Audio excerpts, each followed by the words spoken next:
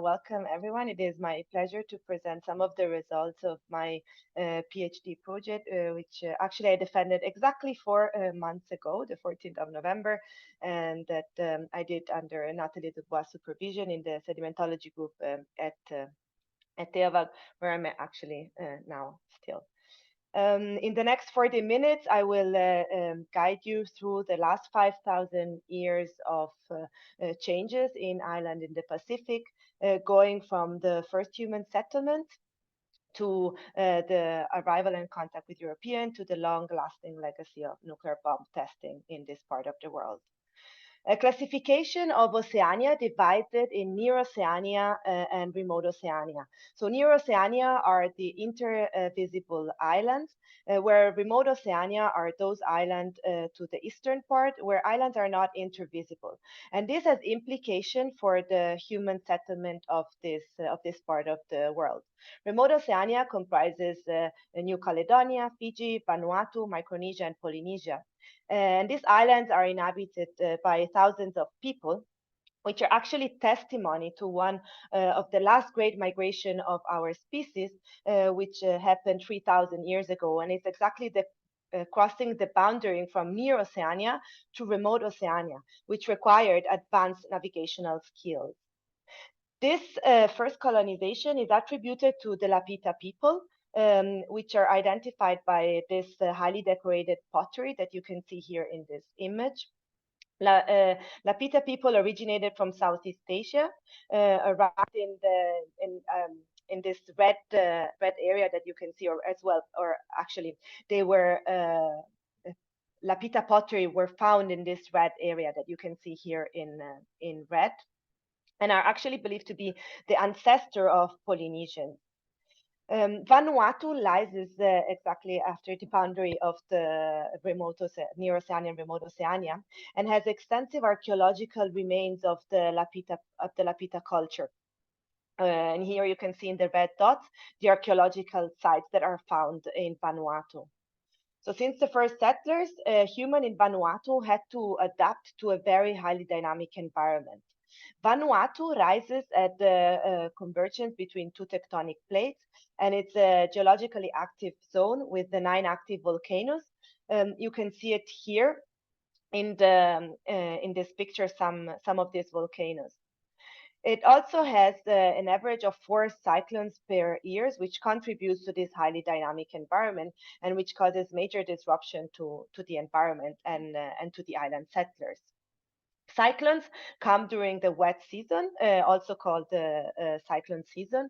And this is associated, the wet season is determined by the South Pacific Convergence Zone.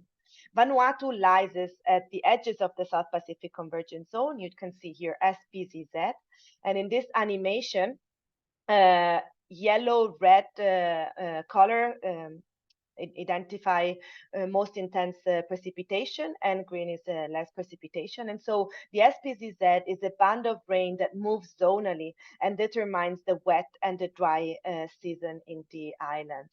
However, how the South Pacific Convergence Zone changed in the past, how it interacted with other global climatic features, such as, for example, ENSO, and what was the role of this climatic feature for the settlers of the island is still an open question. And this is extremely relevant if we think that Vanuatu is one of the countries most affected by climate change. It's and actually was the first country to start a trial against major emitters for being responsible for the emissions that are causing the major events and extreme events that are attributed to climate change in these islands. And in this talk, I will show you how we can trace human presence and their interaction with climate in this part of the world. The talk is divided in 3 parts, starting from first settlements, going on with the first contact with European, and then finally the legacy of the nuclear bomb testing in this part of the world. And in order to reconstruct human traces in Remote Oceania, I use sediment cores, with the idea that the sediment that come from the catchment is collected and deposited at the bottom of freshwater basin, and the most bottom sediment is older, and then it accumulates in a stratigraphic archive that it can be then extracted, and to attribute chronology and date the sedimentary archive, the sediment core, I dated around 250 macrofossils that were found in the sediment that we collected in Vanuatu, going from leaf remains, twigs, and seeds. So here I'm showing you what could have been a landscape in Vanuatu approximately 3,000 years ago when first settlers arrived. We have humans, we have the village, the cultivation, fire, native vegetation, as well as climatic features.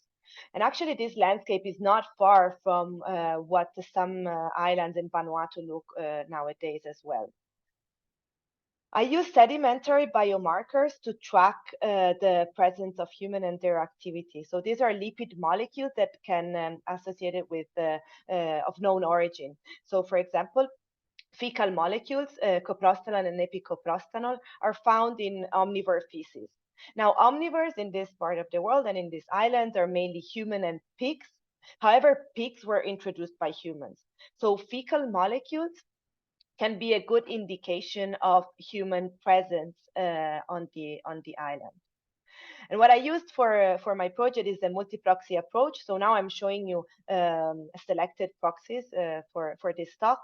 And I coupled the fecal molecules for human traces with the palmiton. Palmiton is a unique biomarker for the crop taro, which is the main staple crop of the area.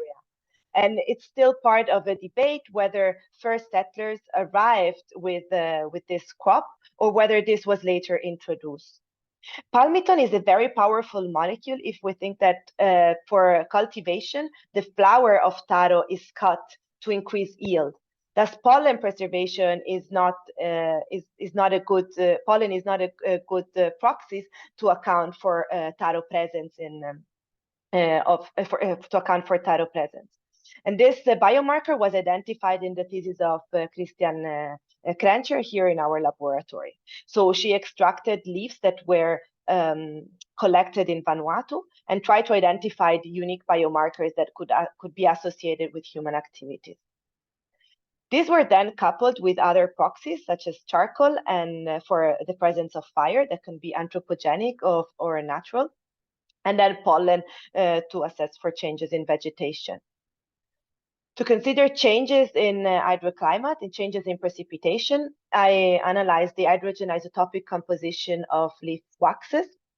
These are composed by lipids, and the hydrogen isotopic composition of the lipids that compose the cuticle of the leaf that protect them from evapotranspiration have a direct correlation with changes in precipitation and are used as the proxies for changes in precipitation.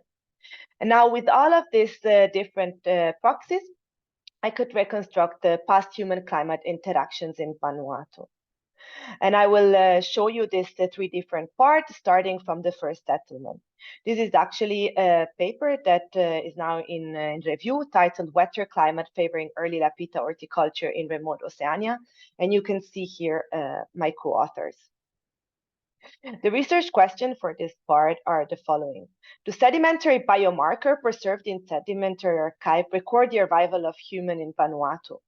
And are there molecular signs of early horticulture associated with first human settlement? And what was the role of climate during this first settlement? In order to answer to this question, I went to the island of ETHZ. This is the island where the capital of Vanuatu is also located, Port Vila. And the reason why I went to this island is because there's the Teuma archaeological site, which is the oldest cemetery of the Lapita people, so the first settlers of remote Oceania. And just a few hundred meters from the Teuma archaeological site, which is also the archaeological which also provides most of the archaeological knowledge we know about the Lapita, for example, their genetic, but also their settlement survival strategies. And just a few hundred meters from this archaeological site, there is the Emaotver pond. It's a shallow pond where we could retrieve a 425 sediment core. We dated this core. Here you can see on the y-axis is the depth of the core and the picture of the core. And then on the x-axis, the calibrated age before present. So this is the age model. In brown are the radiocarbon dates that are associated with woods. Yellow, where delta 13C, the delta 13C of these samples was above 15 per mil. So it was most likely older carbon intruded in this samples. And red samples were red dots that you can see here were excluded from the model, and the blue ones are the ones that are included in the model. And although there are some inconsistency in this age model, the period of interest, which is spanning the period of first human occupation, which is 3,000, 2,000 years before present, is quite well defined by the radiocarbon dates of the sediment core.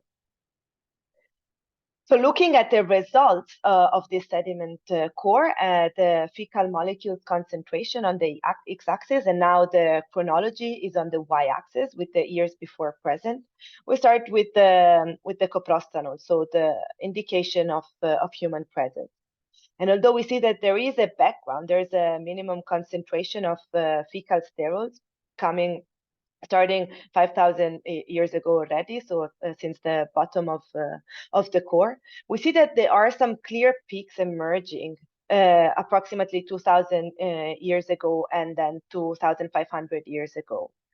If we couple this with what we know from the archaeological side, and here is a compilation of radiocarbon dates of material coming from the archaeological site. So here in these gray bars, we see that there is quite a good correspondence between the date material from the archaeological site and the fecal sterols. And this actually corresponds to two different archaeological patches. The first one is associated with the Lapita, and the second one is associated with a different archaeological patches, which is the Erueti period. The upper part of the core has a higher concentration of fecal sterol, and this could be associated with the demographic increase during the Roy Mata domain. Roy Mata was a king that is believed to have brought prosperity to the islands, and thus could be also the answer to why we have a demographic increase, if we want to interpret the fecal sterols as the fecal sterol increase as a demographic increase. If we then look at the palmiton concentration here in green, we see that although, again, we have a palmiton concentration also at the bottom of the core, we have clear emergence of peaks. Now, to explain the palmiton at the bottom of the core, I have to say that in order to identify this biomarker, what we did is extracting leaves modern leaf plants. That we collected in Vanuatu. So we actually do not know if in the past there was some other plant that was producing palmiton, and this might be an explanation. However, we see that there are peaks emerging and that this nicely correspond with the fecal sterols peaks. And we have a first peak of palmiton corresponding with the first Lapita trace. And this could be because the first Lapita had an extensive agriculture of taro, extensive taro horticulture. It could be explained, this big peak. If we now couple it with the hydrogen isotopic composition of leaf waxes, most negative value are associated with a wetter condition, and most positive are associated with drier conditions. And if we look at the period of human occupation, we see that just preceding the first human trace with the peak of fecal sterols and palmiton, there is a shift from a drier condition to a wetter condition. This could be linked to changes in the South Pacific Convergence Zone, for example, an expansion of the South Pacific Convergence Zone. And what is interesting is that taro is a crop that actually prefers wet. Thus, this wetter climate might have been an ideal condition for the early onset of horticulture in the island. The following period, it's more variable, and it could be linked with changes in the ENSO. So answering to the first question that I presented before, yes, sedimentary biomarker can record the arrival of humans, and in this case, especially when coupled with the archaeological knowledge, these molecules are quite powerful to redefine and constrain what is known from archaeological knowledge. And yes, we have sign of early horticulture. We see the peak of palmiton coming, corresponding to the peak of fecal sterols. And regarding the role of climate, there is a shift in towards wetter climate that could actually have been beneficial for the onset of horticulture for what concerned the taro cultivation. Now, if we move to the last 1,000 years of history in this island, this period encompasses the first contact with Europeans. For this part, the last millennium, the research question were quite different. We were interested in understanding what was the climate in Vanuatu during this period, and what were the consequences of the first contact between locals and Europeans, and how did the local inhabitants at the time responded to such changes, and if this can be actually recorded in the sediment. And so to answer to this question, we went to the island of Espiritu Santo, and this because this island was the first one to be contacted by European in 1606. Pedro Fernandez de Quiros arrived in Espiritu Santo, and actually this is part of one of the earliest European exploration of the Pacific. He arrived in the island, he settled there for 60 days. He had not very nice encounter with the local, actually conflictual encounter, and then retreated after this 60 days. This island is divided into a west and an east coast by the highest mountain chain of this part of the Pacific, with Mount Abuemazana reaching 1,879 meters. This part has also one of the last places where pottery is still produced in a traditional way, and also where taro terraces are also cultivated. It's also cultivated in a traditional way. In this part of the island, so on the west coast, we have two small ponds, Pond Vunavae and Pond Nopovoi. Vunavae, that you can see here in the satellite image, doesn't have any settlement nearby nowadays, and Nopovoi actually has a village that it's growing, located at these shores.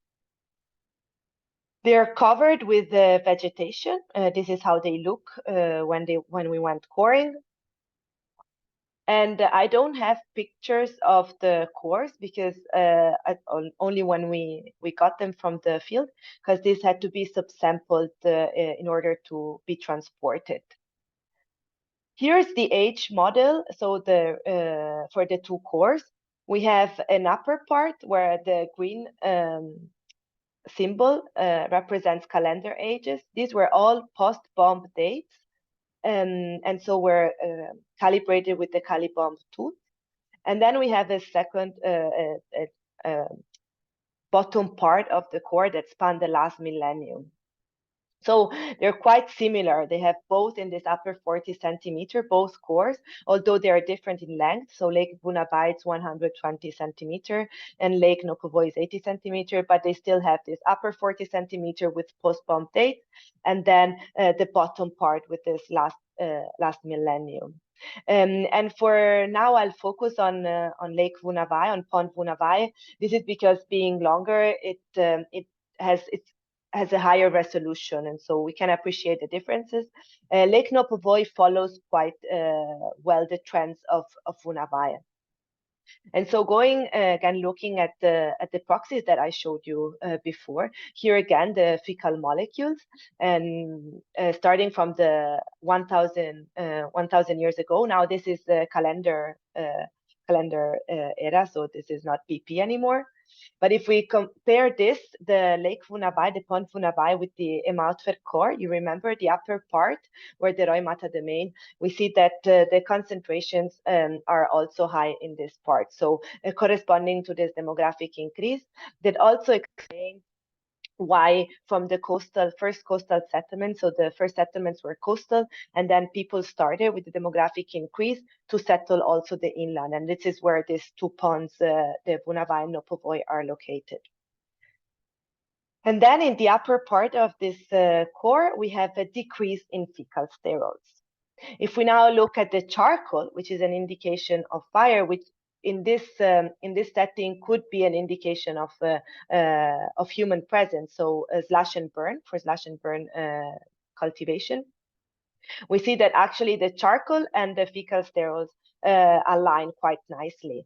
We have this until the approximately 1400s higher charcoal, and then in the upper part in the starting from the 1500s lower charcoal, as well as the fecal sterols. And the palmiton does quite something very similar, although it decreases before. It decreases starting at 1400s. And if we look at the hydrogen isotopic composition, so the changes in hydroclimate with wetter and dry period, we see that at the bottom of the core, so the oldest part, 1,000 years ago, is characterized by a wetter period. And this, it's again a period that, a condition that favors the horticulture. And then starting at 1400, we have a drier period. And this drier condition might have been negative for the taro cultivation. And this is why we have this decrease that in taro, but not a decrease in charcoal and fecal sterols, because probably humans were still there, but they were not the ideal condition to cultivate the taro. And then again, a wetter period in the upper part of the core.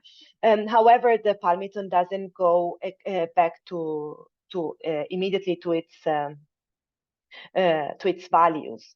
And if we look at the dryland herbs, this follows actually nicely the wetter and dry period, with an increase in dryland herbs during the dry period. So this is a further confirmation of this hydroclimatic changes. If we look at and we plot here a line that represents the arrival of Europeans, we see that most likely what happened is that this drier period had started to have a detrimental effect on the cultivation, and probably this was then increased or interacted with this arrival of European in the 1606 that impede a rise again of the people. That's why we have this decrease in fecal sterols. So it's a combination of these two events: the dry period, the drought that they experienced in 1400s, and then the arrival of European. And it is because European arriving in the island, they had an interaction with humans. European left with fever, with diseases, and most likely they left diseases as well on the island inhabitants. However, we don't know much about the first impact of this contact. What we know is more on the 19th century, when the missionaries started to have their records, and we know that back then, when Europeans were then arriving more stable in the 19th century, they had a detrimental effect with all survival of diseases, which is a history that repeats in other parts of the world. So it's an indication that actually first European arrival might have had actually a detrimental effect that we can see in the fecal sterols reflected with this decrease in demographic. And so to answer to this question, we had this, how was the climate? We had different period, a wetter period starting 1,000 years ago, and then this drought in the 1400s, and then a wetter period again, which didn't favor though the rise again in taro because of the detrimental effect of the arrival and the contact of Europeans. And so what are the consequences? What we can say is that we can see the consequence of the first contact with European. What we can say is that we see the low human traces in both the fecal sterols, the palmiton, and the charcoal. And how did local inhabitants respond to such changes? We can say that there was a demographic increase during the wetter period at the bottom of the core. That's what we see. A demographic decrease during the drier period that was then further increased by the European arrival. And then finally, the last part of this talk is on the nuclear bomb testing. And this is the part of the manuscript titled Bomb Pulse Dating in Vanuatu Tracks Past Extreme Events in Areas Lacking Instrumental Records. And it was submitted to the journal Radiocarbon. You can see here my co-authors again.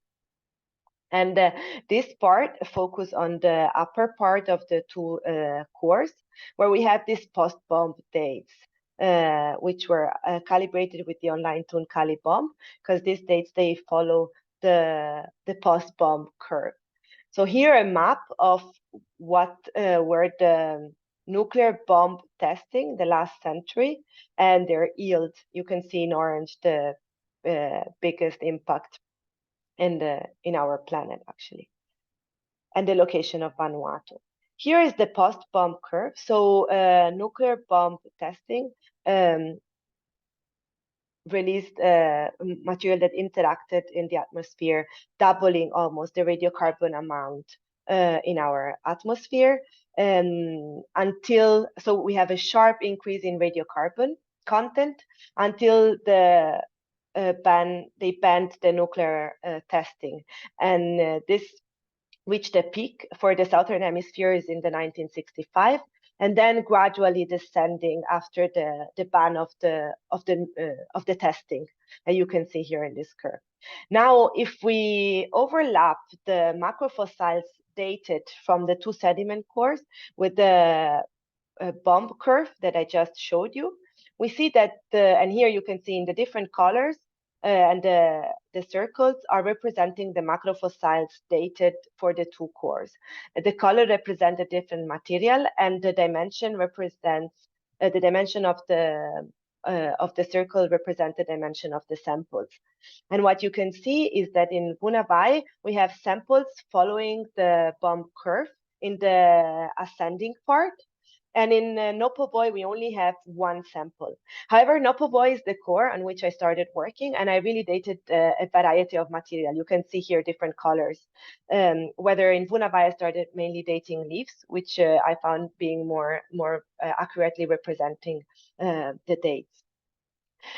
And so in any case here, we also have this first post-bomb date coming in the rising part of the curve. And then we have a descending part of the curve, and macrofossils here nicely follow the post-bomb curve. However, we have this period between the 1965 and 1975 where we have the mixing. And so when we're looking at this at this feature in the radiocarbon dated material, we asked ourselves what could be causing these older dates coming into the sediment core. And if you remember at the beginning, I told you that Vanuatu is a highly dynamic environment and there are extreme events. And so we saw this as an opportunity to be able to reconstruct extreme events in this part of the world, and especially in the west coast of Santo, where they're not instrumental record for the last century. And there are a sequence of events that happened in this period, starting from 1964 with the tropical cyclone Henriette, that could be responsible for the older dates that we see in the cores. Now here I put an example of the consequences of Cyclone Harold in 2020 that passed from Espiritu Santo. And you can see in the satellite image how the island looked before the cyclone and just 2 weeks after the cyclone. It was all brown. So a lot of material that it's displaced. And this could actually explain partially why we see this mixing material in this part of the core. However, in the 1965, in this island, there was the strongest earthquake swarm recorded. And here there's an account of a person that remembers the core. He was a boy at the time, and now it's a chief of an island, and says, when the earthquake was coming, you could hear its noise, shaking the ground with a heavy noise that I'm unable to accurately describe. At the time, I observed that the earthquake caused considerable shaking, and certain areas in our neighborhood in Brenway, which is the location, had ground fractures, and so on. So a major earthquake swarm in 1965, which also causes a major uplift. And what happened in the around these ponds, we don't know, but we can think that there were landslides happening around that brought this material inside the ponds. And we also had near the Espiritu Santo, we have some 4 active volcanoes. And again, looking at the reconstruction and the chronology of events, we see that in 1965, there was the Mount Garat that you can see here in the northernmost volcano. There was the Mount Garat eruption. And in the Lake Nopovoi, on the left, you can see we could identify glass shards that come just after the first post-bomb dates. And so this is all a sequence of events that happen in this period that could either the combination or one of them explain what happened in during this period and why we see these different post-bomb dates. And so we saw this as an opportunity to use the post-bomb radiocarbon dating for reconstructing past events in this area that it lacks instrumental records. And so on one side, we have this record of post-bomb dates, which is they're scarce for the Southern Hemisphere, especially for sediment archives. So on one side, having this first record of post-bomb in the island of Vanuatu, and then using this with the accurate chronology that can be done with the post-bomb curve to reconstruct events in this part of the world. But as I mentioned also, the record account of the chief, I think that it's powerful when we can couple this reconstruction with the environment, with local knowledge. And so being able to see what happened in the core in the last 1,000 years, and then in the last 100 years with the post-bomb dates, compared with people memories, with what they remember, and being able to validate what we see in the core with what people remembered, and so forth. When we were in the island, people were extremely interested to know what we could find regarding their history from this pile of mud. And this is something I still have on my to-do list, is going back most likely online to bring back the results of this thesis, and see if this also resonates with what people remember, especially when we look at the extreme events. And so with this, I want to finish and give you a bit of an overview of what I talked about today with the different human traces, starting from the first human settlement, and then the legacy of European colonization and exploration in the 1600s, and then a different type of human traces, which is the nuclear bomb testing and their imprint in the sediment. And here with the different color in this arrow, yellow, blue, you see the reconstruction all compiled from the different cores with drier period, wetter period, and the different events that I didn't talk about all of this today, but this is the timeline that we could reconstruct by using these 3 sediment cores coming from the archipelago of Vanuatu. With this, I would like to thank you for your attention. Thank all the people that actually contributed to this project, my co-authors, the technical support, the people that helped me in the field, that gave me advice, and all of you for your attention. And so thank you so much. And I just leave you with this summary slide. If you have questions, I'll be happy to start a discussion.